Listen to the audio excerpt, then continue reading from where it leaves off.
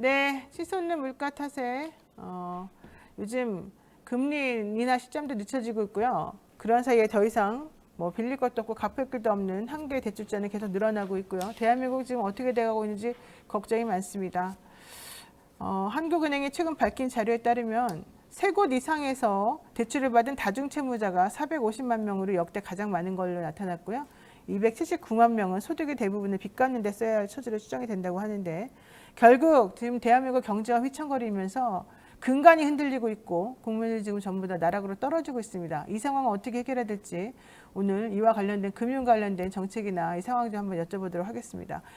김득의 금융정의연대 대표님 모시고 먼저 이야기 나누겠습니다. 어서 오십시오. 네, 반갑습니다. 네, 원래는 안진걸 소장하고 같이 이 정책 얘기하면서 좀 비교 설명을 들어야 되는데 지금 안진걸 소장이 늦게 오는 바람에 우선은 김득의 대표님하고 먼저 이야기를 나누고 있고요. 그 전에 먼저 조금 혹시 요즘 코인이 유행하지 않습니까? 네? 코인. 예. 코인 혹시 하세요? 코인은 잘 안 하세요? 저는 안 하고 있고 우리 네. 애는 한번 했더라니까요. 아, 그래요? 근데 이 코인이 지금 이상향기를 지금 타듯이, 예를 들면 비트코인 같은 경우도 제가 지금 보니까 우리나라 돈으로 9,700, 지금 현재 시가로 9,731만 7천 원입니다. 이거 어떻게 보십니까? 그러니까 이게 아마 미국에서 이게 금융상품으로 이제 인정을 하는 바람에 원래는 코인이 바닥을 좀 찍었다가 그래서 딸아이도 너무 무섭다고 이렇게 이제 이야기를 한번 한 적이 있었는데 그러니까 그때 한번 열풍이 불었죠. 네. 젊은 사람들이 주식도 너무 이제 고가로 갔기 때문에 들어갔다가 떨어지는 바람에 그 열풍에 있어서 좀 많이 힘들어 했는데 이게 다시 이제 미국발 이슈로 인해서 올라갔다가 지금은 조정을 받고 있는 걸로 저는 보고 있거든요. 네. 그렇기 때문에 이걸 지금이라도 물어봅니다. 들어가야 되느냐 말아야 되느냐.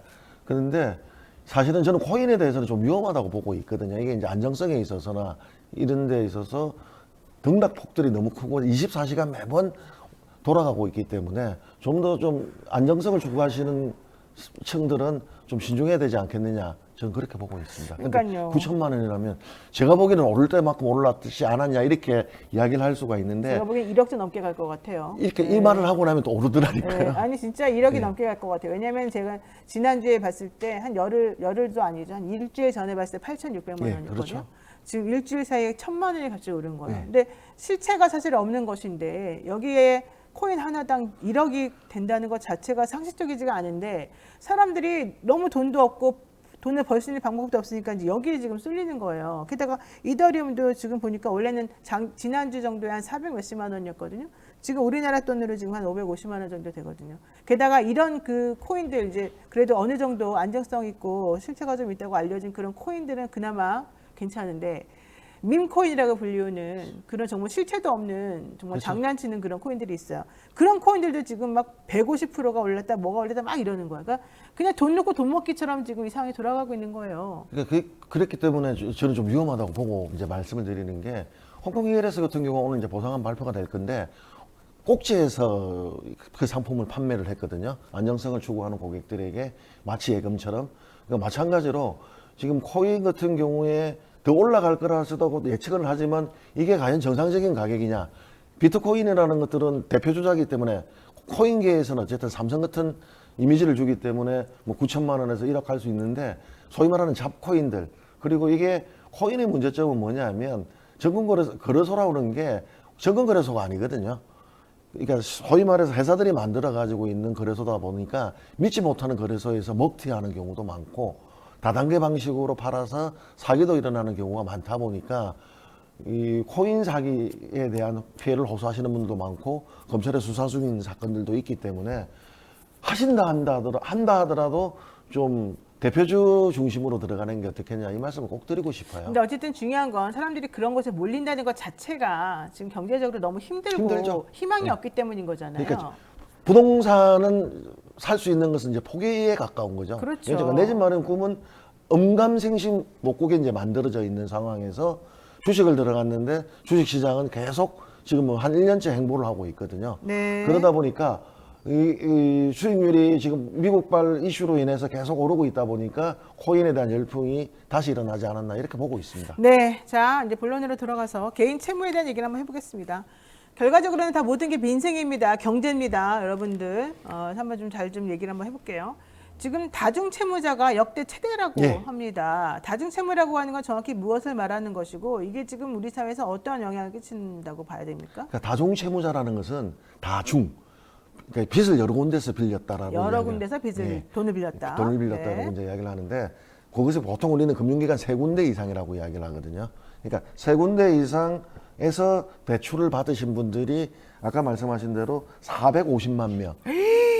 아까 이야기를 해주셨는데 다른 표현을 한다면 이제 돌려받게 한다라고 볼 수가 있는 그렇죠. 거죠. 그러니까 대출을 받아서 이자를 내기 위해서 또 다른 곳에서 대출을 받아서 그래서 또 다른 이자를 내고 있고, 그러니까 카드 돌려막기하고 비슷하게 대출도 은행이나 보험회사나 저축은행이나 대부업체 뭐 이렇게 들어갈 수가 있기 때문에 세 군데 이상에서 대출 받은 분이 450만 명이고 이 중에서 280만 명이 이자. 그러니까 이자 내고 나면 내 소득에 비해서 쓸 돈이 없어지시는 분이죠. 공과금부터 그렇죠. 공과금을 빼고 나선다면 그러니까 이 연체율이 지금 1.5%가 돼버린 거예요. 다중채무자의 1.5%가 된 거였고 270만 명은 저희들은 이제 한계 채무자라고 보거든요. 한계 채무자. 왜냐하면 더 이제 한계에 달았다는 거죠. 그러니까 더 이상 다중채무를 늘린다고 하더라도 그러니까 돌려막기도 끝이다 이런 그 거죠. 돌려막기를 한다 하더라도 이 사람이 가지고 있는 소득 대비에 있어서 공과금 내고 이자 내고 나면 끝인데 물건을 살 수 있는 능력도 없지만 그 다음에 이자를 낼 수 있는 능력이 있느냐. 그렇기 때문에 한계 채무자에 대해서는 저희들은 이제 조정을 해줘야 된다. 그러니까 부채 탕감이라는 용어들을 굉장히 민감하고 또 싫어하시고 네. 그러니까 원금 상환은 해야 된다는 것들이 있다 보니까 그럼에도 불구하고 채무 조정을 해주지 않는다면 이 270만 명 정도에 이르시는 분들은 이제 한계에 달았기 때문에 소위 말해서 이제 만세를 부른다든가 이 만세라는 게 법원에 가서 기부업한다는 거죠. 회생 절차를 받는다든가 아니면 그러니까 신불로 등록된다든가 이렇다 보니까 뭔가 그 정책이 지금 좀 시급히 필요하지 않느냐. 그러니까 사인을 주고 있다는 거죠. 1.5% 연체율이 됐다는 것들은 어서 빨리 나를 구해주세요. 이제 응급조치가 필요하다. 이렇게 네. 보는 지표로 보시면 되겠습니다. 그러니까 이 다중채무자가 지금 450만 명 정도 되고 전체 가계대출자가 한 2천만 명 정도 됐는데 네. 그 중에서 23% 정도이기 때문에 최대 수준이다. 네. 이거 지금 매우 심각한 상황이고 연체율도 매우 높다. 높다. 예, 근데 이들을 이 연체의 구렁텅이에서 빼줄 만한 어떤 대책이나 방법은 좀 안 보인다. 이런 얘기인고요. 네. 더 중요한 건 이렇게 되면 소비자들은 결과적으로 뭐 이들뿐만 아니라 수많은 다른 아직까지는 대출을 잘 갚고 있는 분들도 결과적으로는 돈이 점점 마르고 소비도 위축이 될 것이고 경제에 악영향을 계속 끼칠 것 같은데요. 그러니까 또 지금 280만 명이라고 말씀드렸지 않습니까? 이 사람들은 소비 구매력이 떨어지는 게 아니라 소비를 할 수 있는 돈이 없는 거죠. 돈이 없고. 쓰고 싶어도 지갑을 열고 싶어도 못 여는기 때문에 그다음에 두 번째 이런 시그널을 주게다 보면 그 위에 있는 층도 어떻게 되겠습니까? 지갑을 닫을 수밖에 없거든요. 그렇죠. 지금은 우리가 산물가 고물가 시대라고 이야기하고 있지만 고금리 시대에다가 네. 이자가 너무 높아요. 그런데 이제 물가도 높고 이러다 보니까 안 그래도 지갑을 닫고 있는 상황에서 뜰 수 없는 사람들이 많다 보면 오히려 경제는 위기로 올 수가 있는 거죠. 그러니까 이게 그러니까요. 시그널을 굉장히 주고 있는데 지금 긴급 구제가 필요한 상황에서 긴급 구제 정책은 잘 안 보이고 있는 게 좀 안타까운 거죠. 그러니까 전 그게 조금 문제인데 결과적으로 이게 뭐 개인 부채가 이렇게 늘어난 걸 꼭 개인의 탓으로만 돌릴 수는 없는 상황이잖아요. 사회적 문제죠. 그러니까 가장 큰 문제는 뭐겠습니까? 부동산 폭등으로 인해서 대출금이 높아진 거예요. 아, 왜냐하면 예전에는 10억 하는 집이 20억까지 이제 올라니까 이게 다 하더라도 50%까지 대출을 하더라도 5억 대출되던 게 10억 대출되고 그렇죠. 전세값이 오른 거 생각을 보세요. 네. 그럼 전세자금 대출이 오를 수밖에 없잖아요. 거기에 대출 금리가 올라간 거예요. 그러니까 이게 아무것도 안 했는데도 불구하고 기준금리를 계속적으로 연속적으로 올려서 지금 3.5 이상 되다 보니까 그러네. 기준금리 인상에 따른 고금리가 되는 거거든요. 그러니까 사실 금리가 낮았을 때 대출금이 올라간다 하더라도 가계대출이 늘어난다 하더라도 내가 감당할 수 있다고 생각을 하고 예측 가능하다고 했는데 이 지금 고금리 시대에 대출 기조가 지금 한 1년 이상 넘게 가고 있거든요. 그렇죠. 그러니까 1년 이상 넘다 보니까 이자가 감당치 못한 수준으로 오는 거죠.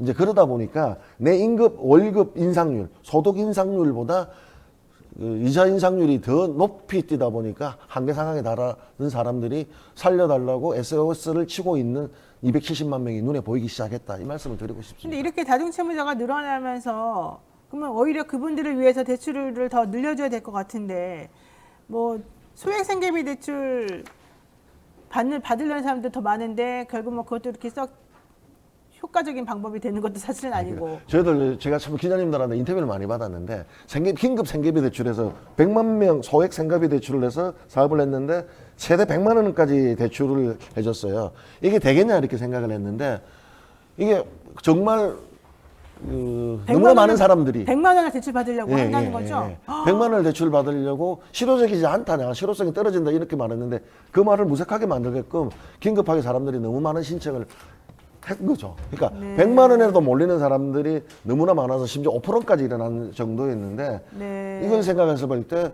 지금 저신용자들 한계 채무에 달하시는 분들은 양전물이라도 먹을래도 먹을 물이 없다 이렇게 보시면 된다는 거죠. 그러니까 지금 보니까 금융위원회하고 서민금융진흥원에서 지난 9개월 동안 서민과 취약계층에게 100만 원, 최대 100만 원입니다. 그것도 최대 100만 원의 대출을 지원하는 소액 생계비 대출 사업을 시행을 했어요. 그랬는데 여기에 누가 100만 원 빌리려고 솔직히 그 귀찮은 일을 하겠어라고 생각했는데 그게 아니었다는 거예요. 13만 1,671명이 915억 원을 받았다는 거예요. 즉 100만 원씩. 100만 원 못 미치는 돈도 받고. 그러니까 그만큼 단돈 몇십만 원이 없다는 얘기가 됩니다. 이거 정말 끔찍한 일이 되는데 100만 원 빌려준다 그러니까 오픈런까지 하면서 사람들이 줄 서서 막 기다리는 이런 상황이 벌어졌다? 이거 너무너무 힘든 일이 지금 벌어지고 있는 겁니다. 자, 이 상황에서 늦게 도착하신 안진걸 소장님 인사하시죠? 예, 정말 죄송합니다. 네.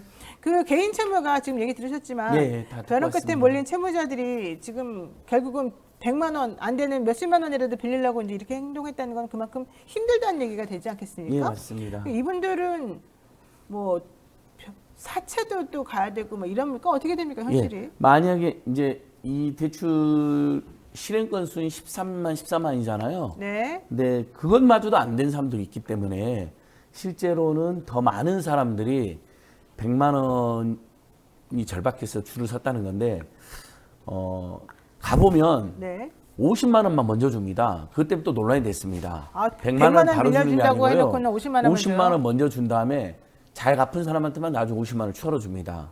그러니까 그러면 결국 50만 원 때문에 사람들이 수십만이 몰려든 건데 여기서 먼저 문제가 됐던 게 금리를 15.9%나 받습니다. 그러니까 얼마요? 몇 퍼센트? 15.9%요. 거의 대부업 최고금리가 지금 현행 20%거든요. 네. 그러니까 최고금리에 근접해서 받는 것도 지금 문제가 되고 있습니다. 그러니까 이 사업은 전혀 정부가 손해가 안 되는 사업입니다. 왜냐하면 이 16% 빌려주고 돈 다 받아내잖아요. 물론 못 갚는 분도 계시지만 일부. 그래서 아니 거의 벼랑 끝에 몰려서 죽기 일보 직전인 분들한테 50만 원 빌리면서 16%로 금리 적용하는 게 맞느냐라는 지적을 금융정의연대는 이제 저희들 일관되게 하고 있고 네. 사실은 지금의 은행의 최대 호황이라든지 서민금융진흥원이라든지 은행연합회 같은 기관들이 있기 때문에 네. 금리 지금 학자금 대출을 1.7%로 빌려줍니다. 그다음에 대학생 학부모들한테는 한 학기에 200만 원을 역시 1.7%로 생활비도 대출해주고 있거든요. 1.7%요? 예, 1.7%밖에 안 됩니다. 엄청나게 예, 낮네요. 학자금뿐만 아니라 한 학기 200만 원의 생활비 대출까지. 근데 대학생 학부모는 상대적으로 중산층이나 중상층들이 더 많겠죠.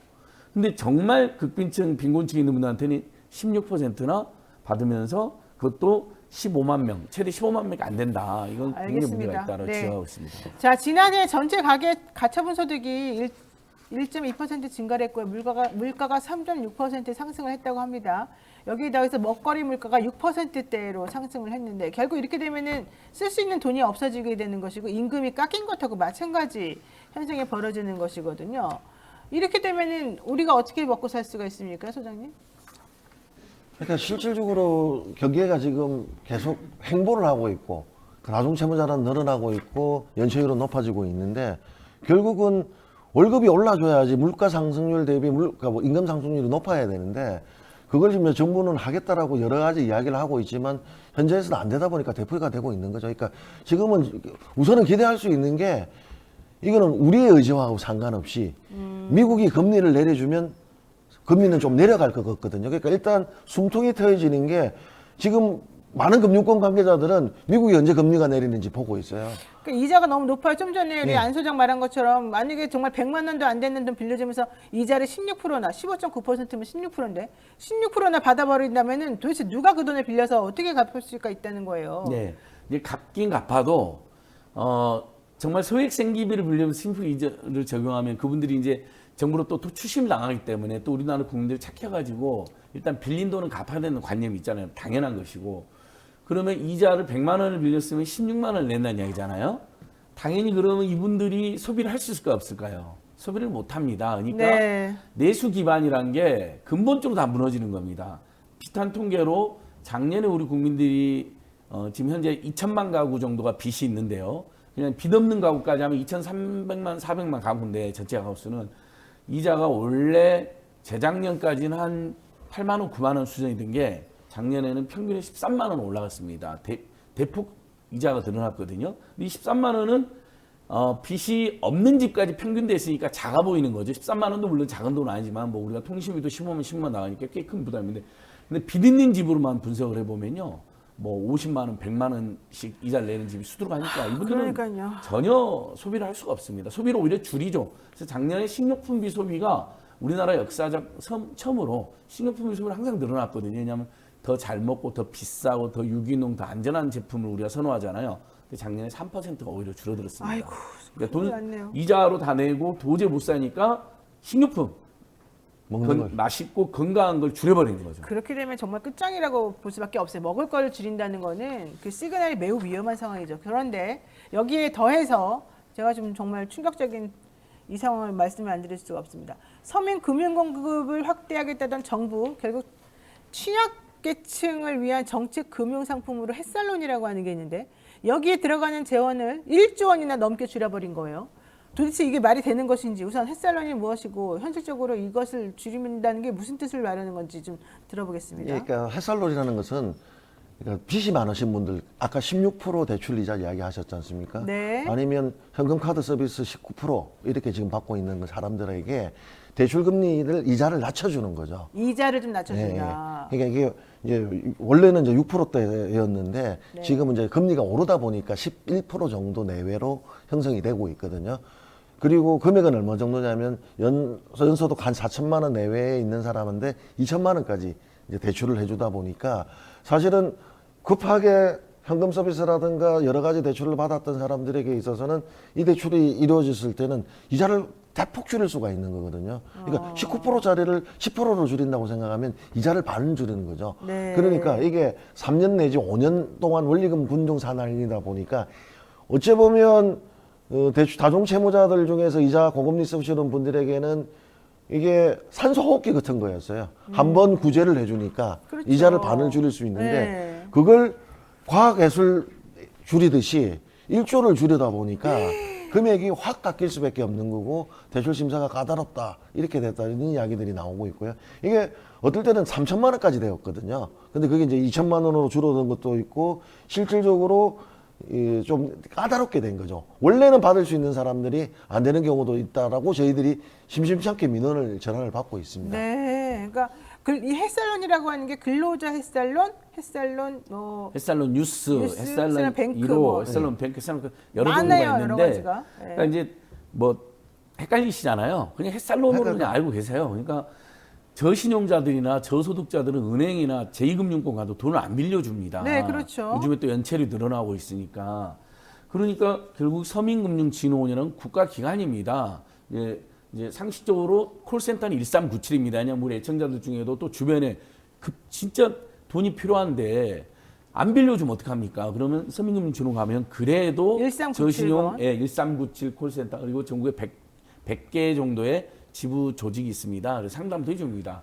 비교적 좋은 제도거든요. 네. 근데 6조가 넘던 공급을 하다가 그것을 10.4%나 줄였으니까 1조 500을 줄여버렸으니까 당연히 지원 대상을 줄이겠죠. 그럼 지원 대상을 줄이면 당연히 지원 조건을 까다롭게 하고 심사를 까다롭게 합니다. 그러니까 네. 이것마저도 탈락하는 사람도 있습니다. 자, 이분들이 이제 불법 사채를 못 이는 거죠. 그런데 아니면 어쨌든 그 야반 도주를 할 수밖에 없는 상황이 되버리거나. 예. 그런데 그분들에게 지원해야 될 돈을 지난해에는 일단 근로자 햇살론을 보게 되면 3조 2천억을 원래 책정해놨는데 올해는 2조 6천억 원만 주기로 하고 네. 또 대학생들이나 청년층에게 빌려주기로 했던 햇살론 뉴스 같은 경우에도 작년 같은 경우는 3천억 원을 만들어놨었는데 이번에는 2천억 원이 깎여버려서 1천억 원만 또 남겨놓기도 하고 이러다 보니까 현실적으로 돈을 쓸 사람들은 많아지는데 근데 이유도 없이 팍팍 줄여버리니까 그 돈을 가지고서 그 론을 빌려서 뭔가 해결할 수 있는 사람들은 정말 발을 동동 구르는 상황밖에 안 되는 거였잖아요. 근데 네. 도대체 정부는 왜 이렇게 아니 한두 푼도 아니고 어떻게 1조나 되는 돈을 줄여버릴 수가 있어요? 그러니까 본인들은 민생에는 문제 없다라고 윤석열이도 큰 소리 쳤잖아요. 지역화폐를 영원으로 만들려고 했고 겨우 살아났는데 절반밖에 안 살아났거든요. 재작년에 비해서. 여기서 세수를 급감하고 재벌 대기업이나 큰 부자 슈퍼리치를 감싸면 이런 문제가 생긴다는 게 극명히 드러난 겁니다. 작년에 세수가 52조 급감했는데 만약에 그런 세수가 급감되지 않았다면 이것에 1조 500을 줄일 게 아니라 10조를 늘려도 모자랍니다. 왜냐하면 지금 국민들께서 생계비가 그렇죠. 없습니다. 그렇죠. 그래서 그 16%라는 초고금리로 돈을 빌려주는데 수십만 명이 줄을 서고 오픈런이란 말이 나왔는데 네, 여기 그러면 서민금융지원원에 갈 사람이 늘어난다는 이야기잖아요. 그렇죠. 당연히 상식적으로. 근데 오히려 공급을 줄였다. 굉장히 그러니까. 그래서 무정부 상태란 말이 나오고 각자 도세는 말이 나오는 것이죠 지금. 연희꽃님이 말씀하시는데 서민일수록 대출이 필요한데 그나마 서민들은 대출도 안 되는데 재원도 없으니 이제 도대체 방법이 없네요. 그러니까 지금 햇살론 같은 경우는 저 같은 표현은 이제 응급실에서 응급처치를 해주는 거거든요. 그렇죠. 그러니까 이제 이 사람들을 응급처치를 거부하다 보면 중환자실로 갈 수밖에 없어요. 그러면 결국은 중환자실로 간다면 더 많은 돈이 들어갈 수밖에 없는 건데 저는 좀 정부가 안타깝게 보이는 게 현실에 급급한 재원을 가지고 배분을 하다 보니까 일단 깎고보자식이 아닌가.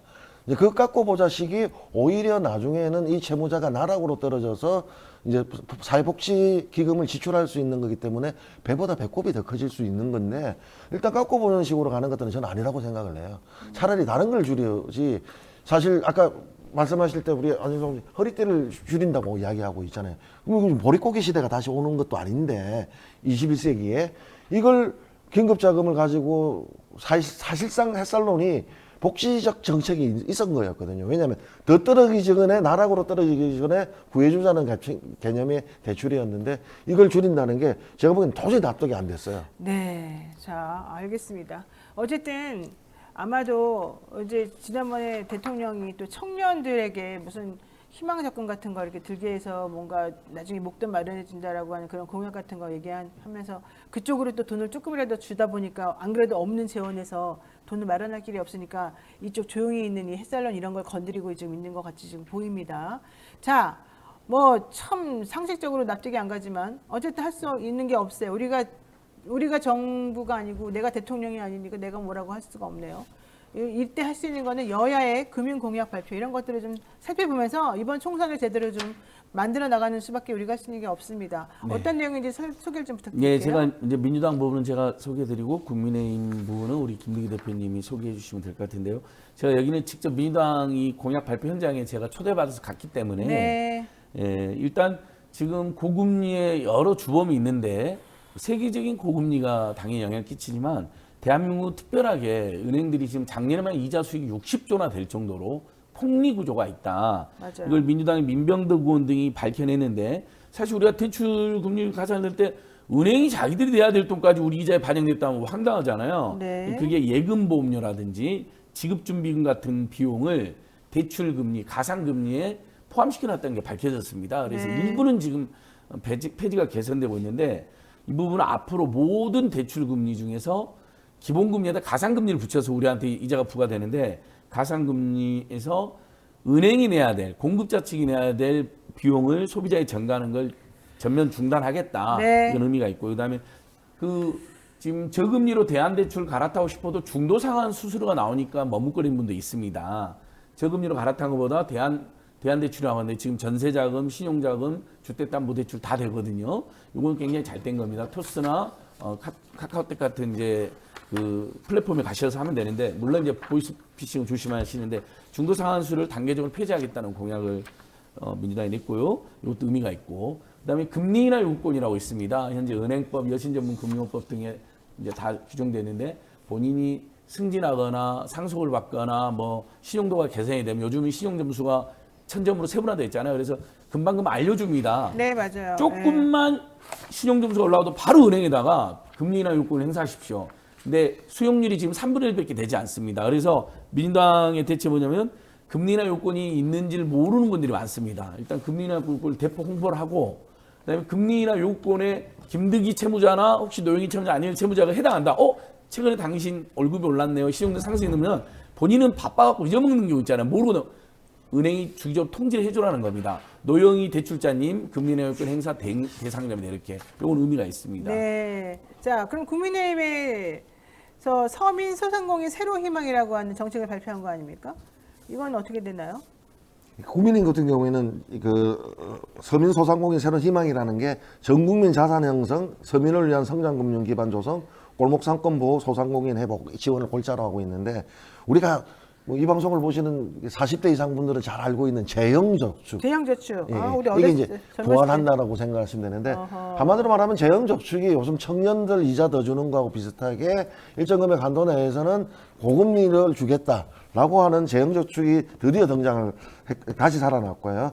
그리고 개인종합자산관리회사 이사 비과세 한도를 늘려주고 확대하고 그리고 2001년부터 도입돼 지금까지 유지되고 있는 예금자 보호 한도를 현행 5천만 원에서 이거 1억으로 상향 조정한다고 하고요. 네. 취약계층을 위해서는 반사회적 불법 채권 주심 대부업 계약 무효하고 피해자의 대부 계약을 무효해야 되는 소송에 대한 정부 지원 확대 및 강행 규정 마련, 불법 채권 주심 피해자 지원을 관련한 조치 확대 개편 이렇게 알겠습니다. 내놨는데요. 네. 눈에 띄는 거는 뭐 재형저축 정도는 이제 이자를 많이 주니까 돈을 내야 되는데 사실은 이거는 여유 있는 사람들 이야기인 거고 네.